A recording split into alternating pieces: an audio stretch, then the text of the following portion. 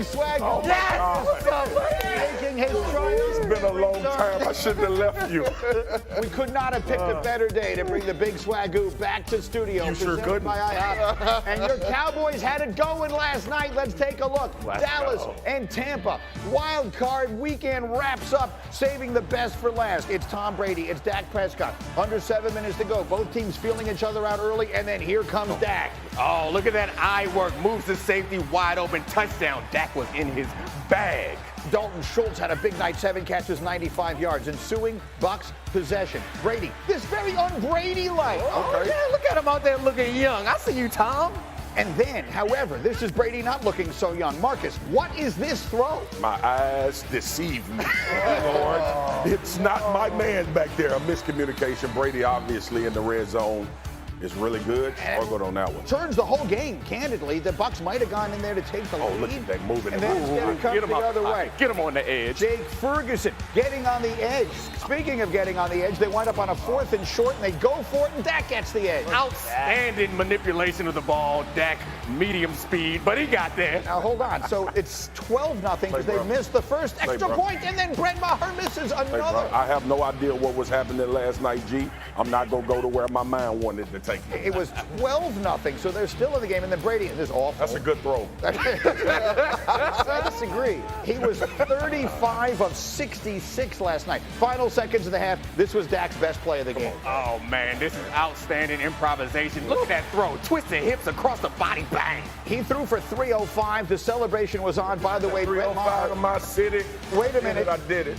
He missed another extra point. What is? I didn't understand this, G. I was on the plane and I was delayed and I had no idea that this was real. I thought somebody was playing a game. It was real and it was not spectacular. Anyway, now we're going the other way, and here is Dak. CD Lamb, 26 yards. They just couldn't get this offense stopped. Cowboys 4 straight touchdown drives. Oh, yeah, Dak Prescott, they tried blitzing him, they tried zone, they tried man, none of it works. And look at that pass right there. Gallup in the corner of the end zone. Ensuing Bucs possession. Let's hope this isn't basically the last that we see of Tom Brady, this moment, because this one of the low points of his career. We'll spot shadow him on this fumble return.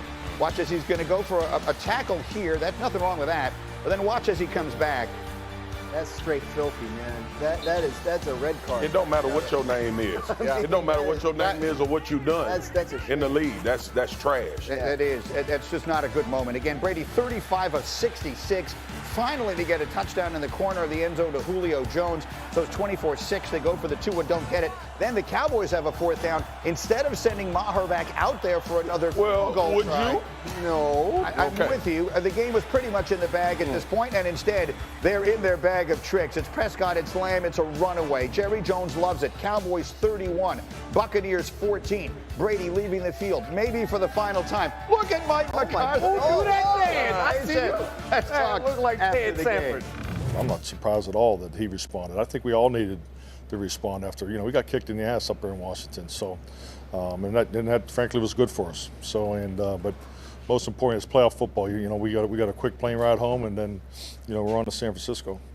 All right, so if you saw the beginning of the game, the Cowboys went 3 and out on their first 2 drives. Dak did not look comfortable. They also had several drops, and then the rest of the game happened. Dak Prescott was sensational last night, completing 83% of his passes the rest of the way and accounting for all 5 of Dallas's touchdowns on the night. So let's be fair here, folks. As the Cowboys have gone through a down month, we have talked a lot about Dak Prescott, his struggles, and we've not shied away from it. The same intensity should be brought to the conversation today. Marcus, how about the performance of Dak last night? It was phenomenal. It was phenomenal, and I've been saying for a month, G, this is going to be about Kellen Moore and Dak Prescott. Like, we could talk about defense, and we can get to other players, but those 2 guys in sync, they've shown that they can play elite offense in this league. And last night, what you saw was, one, Dak being very confident in what he was doing. His operation was better. You didn't see a bunch of hitching like we've seen the past few weeks with him throwing interceptions. But more importantly, when you look at the play calling, it was in rhythm. The one thing I wanted to see coming out of halftime with the Cowboys was Kellen Moore going to stay aggressive. And for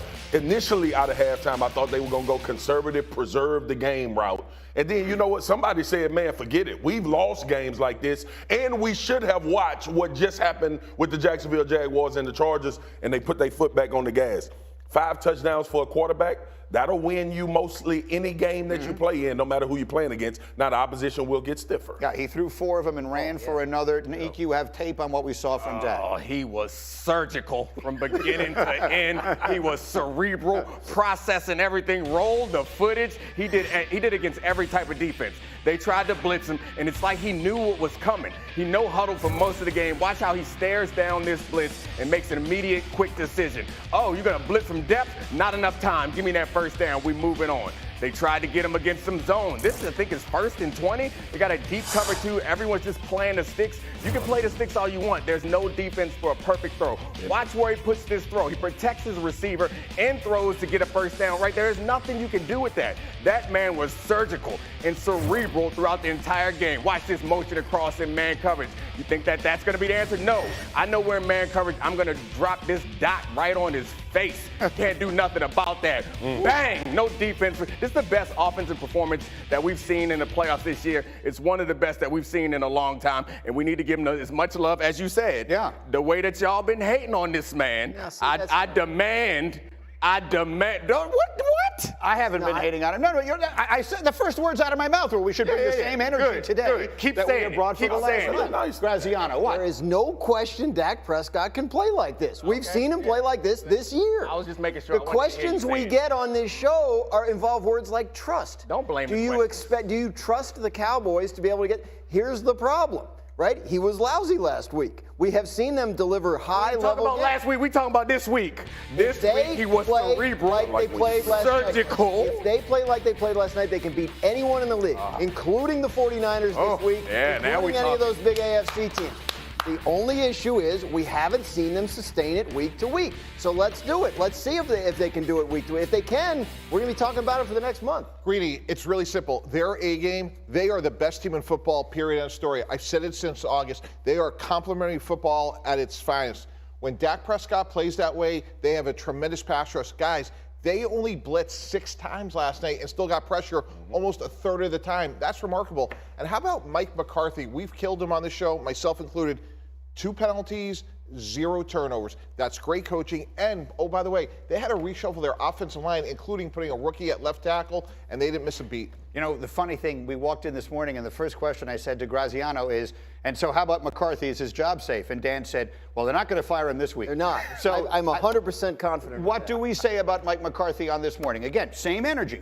Everything goes at his feet The same when they thing lose. I said last week. Why the hell were we even talking about this man's job? Like, I get it, and I understand it's Jerry. The elephant in the room is Jerry, and everybody expects him to be irrational because of where he is right now and trying to win a Super Bowl. Brother, look at him. Look at the big fella. Yeah. First of all, they talked about this week of how practice was super focused. The first. Judge it down. I see you. Come on, Mike. You got to get a little loose in the show. You got the face down, though. He got the face down. Dangling. But nah, man. But seriously, this man has won, like I said, 24 games in the past 2 years, right? Like The job of the coach is to give your team an opportunity to get in the tournament. He's done that twice. Now he's 1-1 in the playoffs, right? So when you look at the trajectory and where you were trying to get to, Mike McCarthy has answered the bell. Now, Mike McCarthy obviously should have been criticized for the number of penalties. We're going to always point to the head coach. The play clock. We alluded to that last year. All of that's fair, all right?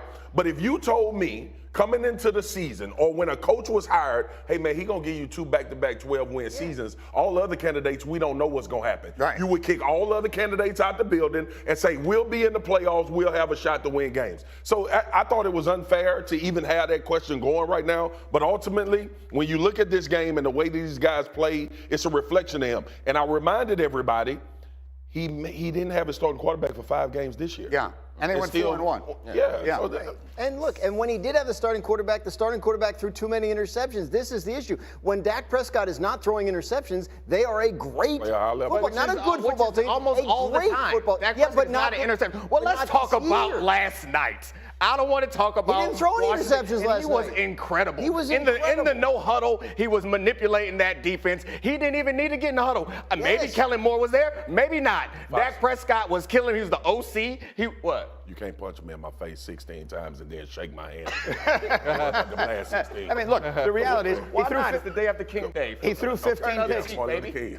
He threw 15 picks in 12 games this year. It happened. We had legitimate conversations about a player that that's a real most all thing. of us believe that's in, real. who was not playing well. Last night he played great. Yeah, and agree. When you distill it now, Dak Prescott is still, in my opinion, a top 6 quarterback. Like, they're in the final 8. They have a reasonable chance to win again, and I'm hard pressed to come up with another